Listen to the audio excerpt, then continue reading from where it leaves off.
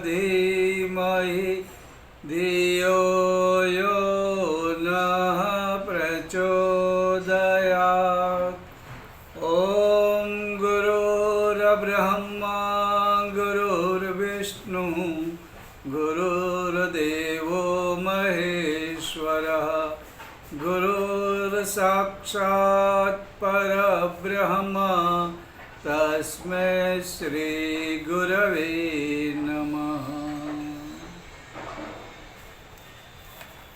हमारी आँखें न जाने कितने सपने देखती हैं, हमारे दिल में न जाने कितनी उमंगें उठती हैं। कदम दौड़ते हैं कि कहीं आगे बढ़े, हाथ श्रम करते हैं कि कुछ प्राप्त करें, लेकिन होता है क्या, हम एक साथ अनेक वस्तुएं प्राप्त करना चाहते हैं, हम एक साथ अनेक सपने पूर्ण करना चाहते हैं। कभी कभी ऐसा लगता है कि हम एक साथ अलग अलग दिशा में दौड़ने का प्रयत्न करते हैं, हम एक साथ अलग अलग बिलग बिलग चीज़ें प्राप्त करने का प्रयत्न करते हैं, और फिर क्या होता है, अलग अलग दिशा में दौड़ने से आप कहीं पे भी नहीं पहुंचते। आप अपनी शक्ति को अलग अलग जगाने से क्या होता है, वह शक्तिहीन हो जाती है, कम हो जाती है। इंसान में एक नहीं, अनेक नहीं, अनंत शक्तियाँ भरी पड़ी हैं, लेकिन उसका उपयोग किस तरह करना ये नहीं जानते। शक्ति अगर एक साथ एक ही जगह में लगाई जाए तो वह प्रचंड कार्य करती है। सूरज की बिखरी हुई किरणें अगर एक ही चीज़ पर लगाई जाए तो अपना असर दिखाती है। उसी तरह हमारे पास जो भी शक्तियां हैं, उन शक्तियों को अगर हम एकाग्र करके, एक करके, हमारा उद्देश्य, हमारा ध्येय अगर हम एक करें, एक साथ एक काम करें, स्केल ऑफ प्रेफरेंस कौन सी चीज़ पहले करनी है उसके बारे में अगर समझदारी हो तो फिर हम उससे पीछे लगे और हम उस कार्य को सिद्ध कर सकते हैं। परम पूज्य गुरुदेव कहते थे कि सांसारिक सुख प्राप्त करना है तो दो चीज़ों की ज़रूरत होती है, श्रम और ज्ञान। बिना मेहनत, ये मेहनत भी शरीर की होती है जिसको हम शारीरिक बल कहते हैं, और मानसिक बल मतलब कि मेंटल, बुद्धि से सोचना। आलसी और प्रमादी आदमी ज़्यादा सांसारिक भौतिक सुख के बारे में ज़्यादा आशा नहीं रख सकता है, लेकिन उसके साथ ज्ञान जानकारी होनी चाहिए। कोई भी कार्य करना है तो उस कार्य को मैं कैसे करूं, अगर मुझे जानकारी नहीं है तो सिर्फ मेहनत करने से क्या होता है। अगर जानकारी हो कि ये कार्य इस तरह करता हो तो क्या होता है कि मेहनत भी रंग लाती है। जापान के बारे में स्वामी राम तीर्थ जापान गए थे तो उन्होंने देखा कि वहाँ पर दो चीज़ें हो रही थी। वहाँ पे मशीन चल रहे थे और मशीनों से तेल भी गिर रहा था। उसी समय शरीर से, वहाँ जो मेहनत करने वाले लोग थे उनके शरीर से पसीना पिघल के बाहर निकल रहा था। ये दोनों को देखने के बाद उन्होंने देखा कि लोग जानकारी भी रखते हैं और लोग मेहनत भी करते हैं। तो ये जानकारी और मेहनत ये हमारे जीवन के लिए बहुत ज़रूरी होता है। इसलिए एक उद्देश्य हो, एक ध्येय हो तो हम अच्छी तरह से चल सकते हैं। अगर हमारा मन, हमारा मस्तिष्क और हमारा शरीर एक साथ अलग अलग काम करने में लग जाएगा तो वो कुछ भी नहीं कर पाएगा। एक आदमी को ये पता चलता है कि ज़मीन के नीचे बहुत बड़े हीरे जवाहरात है, तो उसने उसको खोदना शुरू किया। लेकिन 2 दिन के बाद उसे लगा कि यहाँ पे कुछ नहीं मिल रहा है, चलो मैं दूसरी ज़मीन के ऊपर प्रयत्न करता हूँ। फिर वो अलग ज़मीन पे गया, वहाँ पे उसने अपने प्रयत्न किए, बाद में लगा यहाँ पे कुछ नहीं हो रहा है, तो और आगे गया, और वैसा करते करते 1 हफ्ते के बाद वो थक गया और उसने प्रयत्न छोड़ दिए। उसी समय एक दूसरा भाई था, उसने प्रयत्न शुरू किए, तो वो वहाँ पे खोदता गया और वहाँ पे कार्यरत रहा 1 हफ्ता, और 5वें दिन उसने देखा कि उसे जो चाहिए था वो प्राप्त हुआ। मतलब क्या होता है कि अगर आप भिन्न भिन्न दिशाओं में एक साथ जाओगे तो आपका कार्य नहीं होता है। आपको ये सोचना है कि आपका उद्देश्य क्या है, आपका ध्येय क्या है, और आपके कदम कौन सी दिशा में होने चाहिए। सभी डायरेक्शन में चलने से कुछ भी नहीं मिलेगा। आप तय करो, आपके पास समय है, आप सोचो, परमात्मा ने बुद्धि दी है, आपको कहाँ जाना है, कैसे जाना है, आपका लगाव कहाँ पर है, और फिर टूट पड़ो। अर्जुन के बारे में महाभारत में आपने कहानी पढ़ी होगी कि जब द्रोणाचार्य ने सभी से पूछा कि तुझे पेड़ पे क्या दिखता है, तो कोई बोलता है कि हमको पत्ते दिखते हैं, कोई कहता था कि सूरज की किरणें दिखती है, कोई कहता कि पंछी, कोई कहता है फूल, कोई कहता है पल्लव। सबका नज़र सब जगह पे था। अर्जुन को पूछा तो उसने कहा मुझे पंछी की आँख दिखाई देती है, सिर्फ पंछी की आँख, क्योंकि तभी कुछ हो सकता है। और अर्जुन ने वो काम किया जो द्रोणाचार्य ने उन्हें कहा, बाकी लोग नहीं कर पाए। एकाग्रता और ध्येय, उद्देश्य ये होना मालूम होना चाहिए। अगर ऐसा नहीं होगा तो आप कुछ भी नहीं कर सकते। सब ठिकाने पे आप कुछ भी जाके नहीं कर सकते। और आपका उद्देश्य भी जो है वो अच्छा होना चाहिए। कहते हैं कि आप जो उद्देश्य, आपका हेतु, आपका जो पर्पज़ है वो अच्छा है या बुरा है। आपका पर्पज़ हमेशा अच्छा होना चाहिए, क्योंकि अच्छाई में ही आखिरी विजय होती है, सफलता होती है। आप कोई भी कार्य करें, आप अध्यात्म का कार्य करें या आप भौतिक कार्य करें, अगर इसके अंदर अच्छाई और सच्चाई छिपी हुई है तो अच्छाई सच्चाई यह बहुत बड़ा काम करती है। इससे जो कुछ भी प्राप्त होता है उससे आपको भी आनंद मिलता है और आप समाज को भी कुछ अच्छी चीज़ दे सकते हैं। तो ये हमारे लिए बहुत महत्व होता है कि हमारा उद्देश्य क्या है। ये उद्देश्य हमेशा अच्छा होना चाहिए। और साथ साथ में ये भी होना चाहिए, वंदनीय माता जी कहते थे कि जब आप काम को बोझ समझ के अनियमित रूप से करते हो तो वो काम नहीं रहता है, वो थकान देता है। वरना काम से कोई थकता नहीं, श्रम से कोई थकता नहीं। लगा होना चाहिए, मन लगा के करना चाहिए और नियमित रूप से करना चाहिए, और उसको बोझ नहीं समझना है। ये आनंद है, ये प्लेजर है। जब लोग काम को ही बोझ समझ लेते हैं और छोटी छोटी बातों में वो काम के प्रति नफरत करते हैं तो वे थकने लगते हैं, वे थक जाते हैं, वे परेशान हो जाते हैं, और इसी कारण उनका जो काम करने का तरीका भी है वो इतना अच्छा नहीं होता जितना वो कर सकते हैं। इसलिए श्रम भी करना है और जानकारी को भी अच्छी तरह लेते जाना है। और जितना आप ज्ञान लेते जाएंगे, आप लोगों ने देखा होगा कि जितने भी महान सफल लोग हुए हैं उसमें अधिकतर लोग वैसे एजुकेटेड नहीं थे जैसे हम मानते हैं, लेकिन उनके पास जानकारी थी, उनके पास ज्ञान था। और अगर पढ़ा लिखा आदमी पढ़ा लिखा भी है और ज्ञान जानकारी लेता है तो सोने में सुहागा होता है। तो ये जो हमारे पास ये जो मिलता है मौका, उसका हमें पूरा का पूरा लाभ लेते रहना चाहिए। वैसा करते जाएंगे तो जीवन हमारा बहुत सफल होते जाएगा। दूसरी बात, हम लोग ये डिसीजन लेने में हमको कभी कभी कन्फ्यूज़न होता है। हम लोग तय नहीं कर पाते हैं कि कौन सा काम का हम पसंद करें। कभी लगता है कि ये करना चाहिए, कभी लगता है कि वो करना चाहिए, कभी लगता है कि पूरब में जाओ, कभी लगता है कि पश्चिम में जाओ, कभी लगता है कि उत्तर में जाओ, कभी लगता है मैं दक्षिण में जाऊं।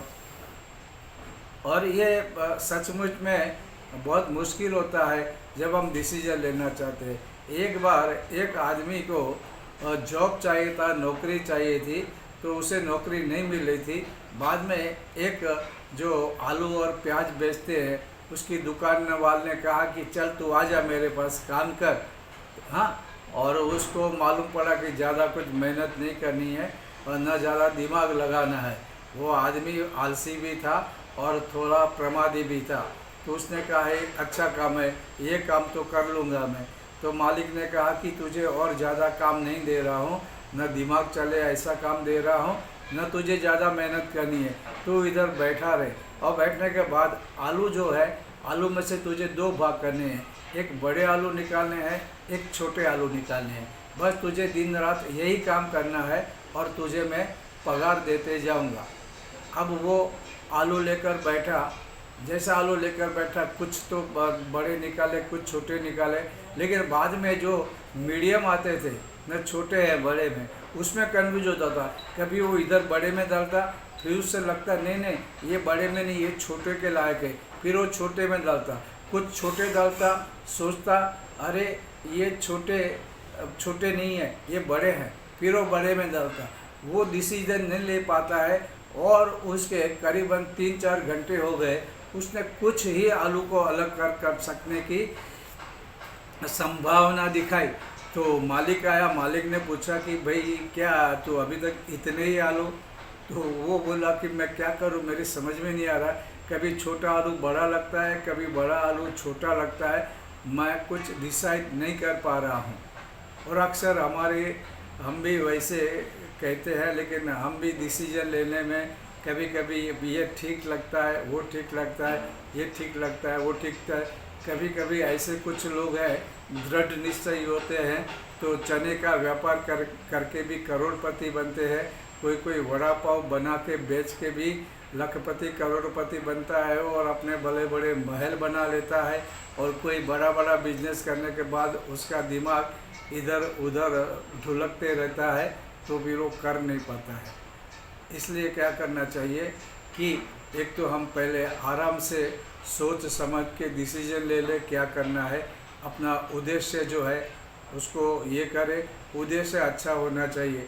जैसे उद्देश्य हमारे पास समझो चाकू है, छुरी है, तो क्या होगा कि जो गुंडे मवाली होते हैं वो दूसरों का खून कर देते हैं। हमारी जो बहनें हैं, गृह लक्ष्मी हैं, वो उससे सब्जी वगैरह बनाती है, फल वगैरह भी काट के अपने घर वालों को देती है। और डॉक्टर है, उससे सर्जरी करता है, किसकी जान बचाता है। सर्जरी भी बहुत बड़ी इम्पोर्टेंट सेवा है। इससे कभी कभी या तो ज़्यादा करके जान बच जाती है और आदमी नया जीवन पाता है। तो चीज़ एक ही होती है, लेकिन अलग अलग उद्देश्य है। गुंडे को मारना ही है, परेशान करना है, तो वह जो है चाकू है, नाइफ है, वो हमारे लिए बुरी चीज़ बन जाता है।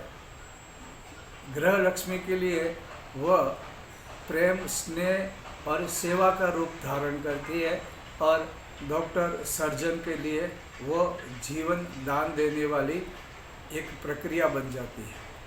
तो उसी तरह से जीवन में हम जो भी कुछ करें, पहली बात तो वो अच्छा ही देखें, तो उसमें क्या होगा, आप निरंतर उसमें ध्यान दे पाएंगे। आपको आपके अंदर बहुत अच्छा फीलिंग आएगा और आप इसमें मेहनत करते करते समाज का भी कुछ कल्याण कर रहे हैं और अपना भी कुछ कल्याण कर रहे हैं। तो उस तरह से करने से हमारा जीवन बहुत अच्छी तरह चल सकता है। अगर वैसा नहीं करेंगे और सब जगह पे अगर हम लोग मन लगाया करेंगे तो प्रॉब्लम होता है। कहते हैं एक ही साधे सब सधे, सब साधे सब जाए।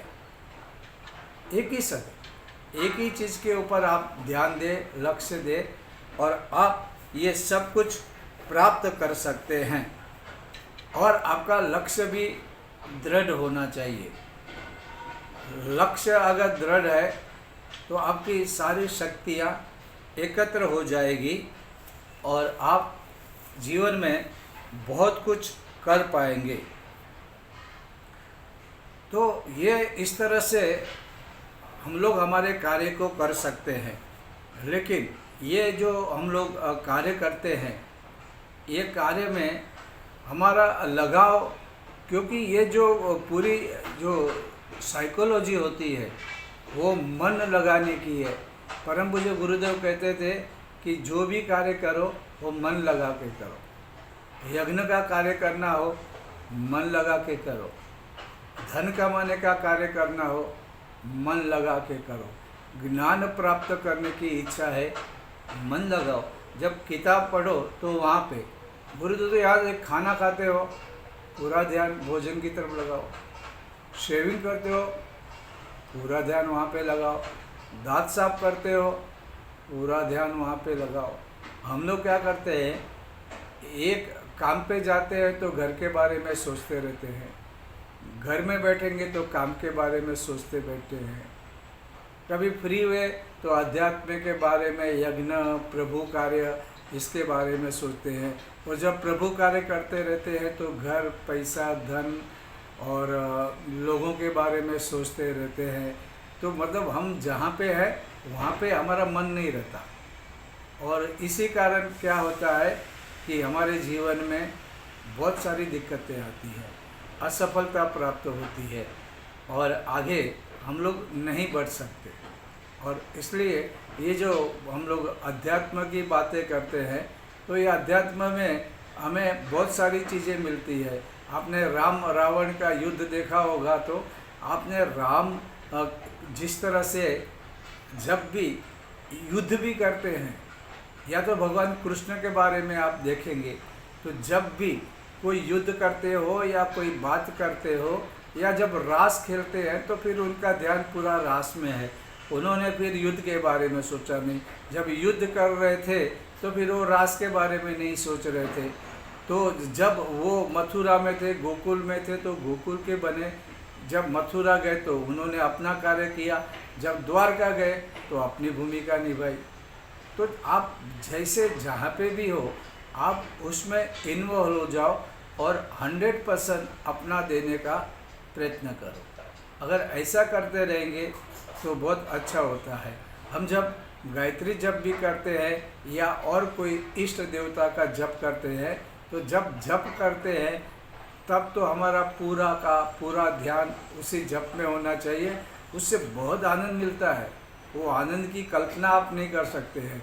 और आप लोग जो अध्यात्म में और रिद्धि सिद्धियों के बारे में बातें करते हैं, वो मिले या ना मिले लेकिन उनकी अनुभूतियाँ तो आपको मिलने लगती है कि कुछ तो ऐसा है, कुछ तो ऐसा है जो आपको आह्लादक, आपका रोम रोम प्रफुल्लित होने लगता है। और वो जो आनंद है ना, वो आनंद इतना बड़ा है कि बाकी जो आनंद हमारे पास है ना, वो आनंद हमको छोटे छोटे लगते हैं। और इसके लिए खुद को ही करना है। हमने जो लिखा है, अगर मैं कहूँ पानी तो पानी शब्द से मेरी प्यास नहीं बुझेगी, है ना। अगर मैं कहूँ रेन, बारिश, तो बारिश से मैं गीला नहीं हो सकता। H2O में जहाज तो नहीं तैर सकते। ये सारे शब्द हैं, लेकिन इन शब्द को अगर हम व्यवहारिक रूप में लाएं तो हमारा जीवन बदल सकता है। अगर हम पानी पिए हमारी प्यास बुझेगी। अगर समंदर में H2O है, समंदर में जहाज तैरने लगेंगे।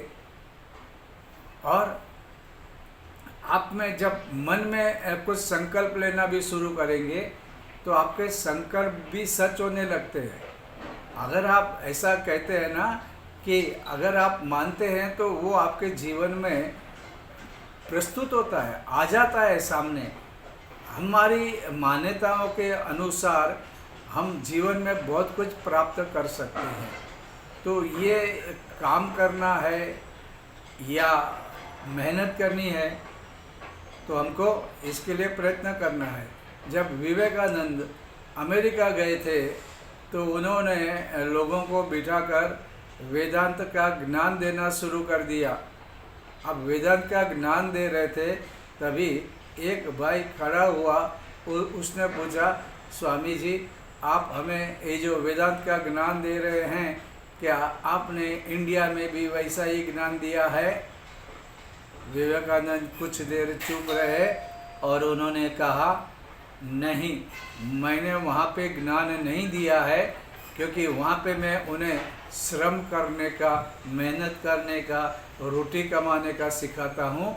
लेकिन आप लोगों को रोटी कमाना, मेहनत करना, श्रम करना आता है, तो आगे जो आपको प्राप्त करना है वह है वेदांत का ज्ञान, धर्म अध्यात्म का ज्ञान। आप सही तरीके से समझ पाएंगे और आप उसी स्टेप पे हो। हिंदुस्तान में अब रोटी कमाना या तो मेहनत करना, ये उन्हें मुझे सिखाना है, इसलिए मैं उन्हें यह सिखाता हूँ। अब विवेकानंद बिल्कुल सही बोले और ये बात सही है, हमें श्रम मेहनत करना है। जिस दिन हम अपना पेट भरेंगे तो अध्यात्म की प्रगति भी कर सकते हैं। तो पेट भरना सीखना, और जो अध्यात्म में हम लोग कभी कभी छोटी छोटी बातों में उलझे रहते हैं कि मैं पूरब में मुँह करूँ या पश्चिम में मुँह करूँ, मैं ये खाऊँ या मैं वो खाऊँ, मैं ये वस्त्र पहनूँ या वो वस्त्र पहनूँ, मैं कैसा तिलक करूँ, गोल करूँ या लंबा करूँ, मैं बाल कैसे रखूँ, ये जो छोटी छोटी बातें हैं उसमें उलझे रहने का कोई अर्थ नहीं होता है। जो सबसे पहली बात, जो मुख्य बात है, उस बात को हमें समझना चाहिए और हमें जीवन में उतारना चाहिए। और इसलिए विवेकानंद ने बिल्कुल व्यवहारिक बात कही, और वे इतने ईमानदार भी थे कि उन्होंने ना कहा। कभी कभी क्या होता है कि हम लोग कह सकते हैं, अरे वहाँ तो सबको आता है, हमारे यहाँ सब आध्यात्मिक है, वहाँ तो वेदांत की ही बातें करते हैं। लेकिन ये हर एक चीज़ के लिए एक समय होता है, एक मानसिक स्थिति होती है और एक कुछ भौतिक सफलताएं भी होती है, और फिर हम लोग आगे कदम रख सकते हैं। लेकिन ऐसा नहीं होता है कि पैसा ही सब कुछ है, भौतिक सुख ही सब कुछ है। लेकिन इसका जो मन के साथ, ऐसा मैंने पढ़ा था एक जगह पे कि एक मछली, उसकी उम्र हो गई थी करीबन 70-80 साल, तो उसने उससे भी ज़्यादा, जो 104 साल की मछली थी, उससे पूछा कि मुझे आप बताएंगे, मैंने जीवन भर खोज की, मुझे सागर देखना है, सागर कैसा होता है, सागर को प्राप्त करना है। मैं इतना कुछ मेहनत किया, मुझे सिर्फ पानी ही पानी दिखा, मुझे सागर कहीं पे भी नहीं दिखाई दे रहा है। तो 108 साल की मछली थी, उसने कहा, अरे पगली, तू जहाँ है, तू तेरा जन्म जहाँ पे हुआ, तू अभी बड़ी हो रही है और अभी तेरा मृत्यु होगा, वो सागर में ही होगा, तू सागर में ही है। तो उसने कहा, ना, ये तो पानी है। उसने कहा, अरे पगली, यही समंदर है, यही सागर है, तू सागर में रह रही है। उसी तरह से हम लोग कभी भी सुख या आनंद या हमको जो चाहिए, वैभव, समृद्धि, एक्चुअली हम लोग भगवान के हैं। भगवान के संसार में जो कुछ भी है ये अपना है, लेकिन कभी भी हम ये मान के चलते नहीं। हमारे विचार नकारात्मक रहेंगे, हम दरिद्र की तरह सोचेंगे, हम गरीब की तरह सोचते रहेंगे। करकसर ये अलग बात होती है, और गरीब की तरह सोचना और वैसा व्यवहार करना, किसी को न देना, किसी के देने में हमको दिक्कत होना, या छोटी छोटी उलझनों में उलझे रहना, इससे क्या होता है, हम लोग वैसा ही वातावरण करते हैं। हालांकि हम लोग परमात्मा की खोज भी करें, हम परमात्मा में ही रहते हैं, परमात्मा हमारे आसपास सब जगह है, और परमात्मा का जो कुछ भी है वो हमारा है, परमात्मा ने वो हमारे लिए बनाया है। लेकिन हमारी अगर वो सोच नहीं रहेगी, वो समझ नहीं रहेगी, तो फिर क्या हो सकता, कोई करोड़पति भिखारी जिसके ज़मीन के नीचे करोड़ों रुपया है, लेकिन उसको नहीं मालूम, और वो भीख मांगते बैठेगा, वो गरीब की तरह रहेगा, वो खाना भी नहीं खाएगा, वो फटे हुए वस्त्र पहनेगा, तो हम क्या कह सकते हैं। जीवन में अक्सर हम लोग भी वैसे ही करते हैं। यहाँ परमात्मा का जो विश्व है, यहाँ पे सब कुछ है, आप इसे पा सकते हैं, एंजॉय कर सकते हैं। और परम पूज्य गुरुदेव कहते हैं कि श्रम श्रम श्रम और ज्ञान ज्ञान ज्ञान, इसके लिए प्रयत्न करो, जानकारी लो, काम में लग जाओ, अपने आप सफलता आती है और जीवन सुखी बनता है। आज के लिए बस।